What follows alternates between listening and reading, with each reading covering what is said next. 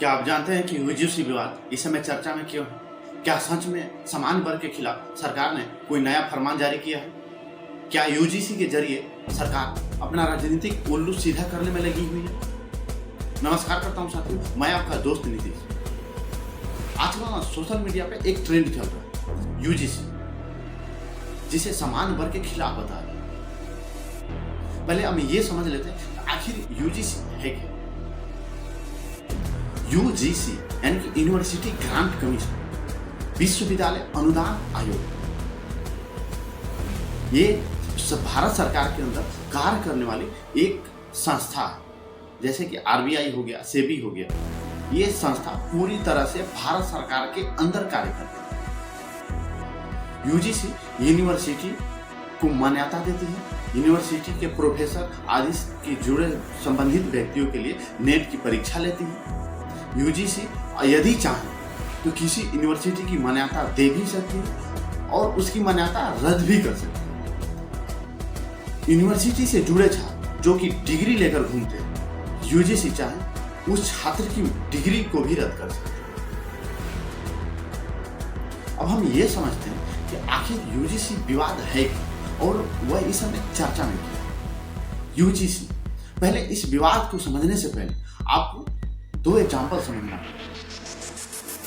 2016 और 2019 का केस।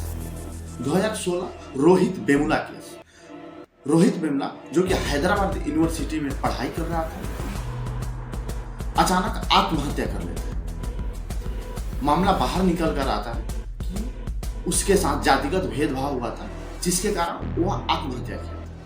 2019 में सेम पायल तड़वी नाम की एक लड़की जो कि मेडिकल की पढ़ाई कर रही थी, आत्महत्या कर रही थी। क्योंकि ये दोनों अनुसूचित जनजाति से थे, मामला बाहर आता है कि इनके साथ जातिगत भेदभाव।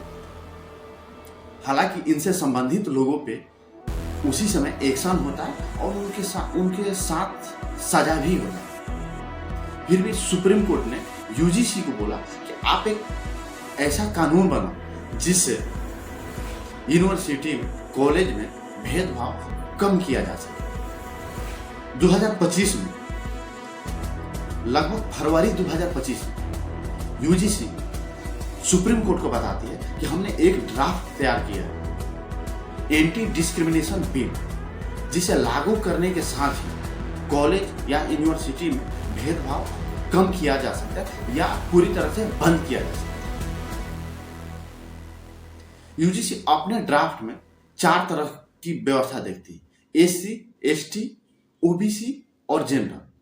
एक यूजीसी अपने द्वारा सर्वे कराती है जिसके हिसाब से ओबीसी और जनरल के व्यक्ति द्वारा एससी और एसटी व्यक्तियों के ऊपर जातिगत टिप्पणी की शिकायतें मिलती हैं। तो यूजीसी एससी, एसटी बनाम ओबीसी, जनरल करके एक ड्राफ्ट तैयार करती है, जिसके शिकायत मिलने पे कई तरह के कानून हैं, नियम हैं, ऐसे बनाया है। लेकिन राजनीति यहाँ पे तब आती है, अब सरकार, चूंकि यहाँ पे सरकार को वोट बैंक की जरूरत है, सरकार को अपनी राजनीति सीधा करना है। सरकार ने बोला कि नहीं, ऐसा नहीं, ओबीसी के व्यक्ति को भी जातिगत भेदभाव का सामना करना है। यानी कि केवल सामान्य वर्ग, केवल स्वर्ण वर्ग के लोगों द्वारा भारत में सारी जातियों के ऊपर जातिगत टिप्पणी की जाती है।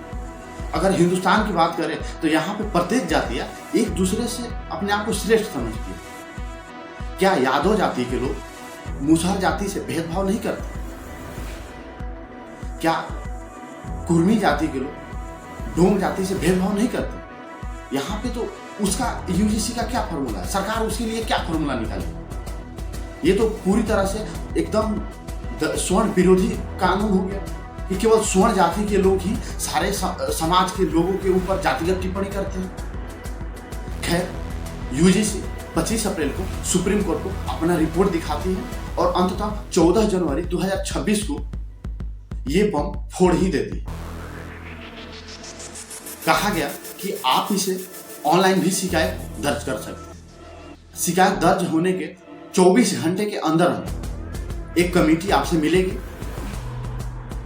7 दिन के अंदर अंदर उस व्यक्ति पे एक्शन हो जाएगा और 15 दिन के अंदर अंदर कमेटी अपना फाइनल रिपोर्ट दे देगी। इसके जद में छात्र, शिक्षक, स्टाफ, खुद यूनिवर्सिटी भी यदि दोषी पाई गई तो उसकी भी मान्यता रद्द हो सकती है। यानी कि पूरे 15 दिन के अंदर अंदर यदि कोई छात्र पढ़ रहा है तो उसकी कैरियर खत्म। आप खुद समझो, यदि क्लास में कोई 2 बच्चे पढ़ रहे हैं या क्लास में कोई 2 बच्चे आपस में झगड़ा कर लेते हैं, कोई झूठी शिकायत भी कर देता है कि इसने मेरे ऊपर जातिगत टिप्पणी की, तो फिर उस बच्चे का कैरियर खत्म, उसकी डिग्री खत्म। इसके बाद वो किसी ना सरकारी एग्जाम में बैठ सकता है, यहां तक कि उसे जेल भी भेज दिया जाए। यानी कि समानता के नाम पे उसका पूरी तरह से कैरियर बर्बाद कर दिया जाए। इस देश में पता नहीं क्या हो रहा है। पहले भी समानता के नाम पे कॉलेज के अंदर, एडमिशन के अंदर, मेरिट के अंदर, नौकरियों के अंदर आरक्षण दे दिया गया। ये सब तभी संभव हो रहा है क्योंकि 140 करोड़ की आबादी में 43 करोड़ स्वर्ण वर्ग के लोग शायद अपनी राजनीतिक पावर को भूल गए हैं, अपनी वोट देने की क्षमता को भूल गए। उनका वोट देने का असर वास्तव में कम हो गया। धन्यवाद।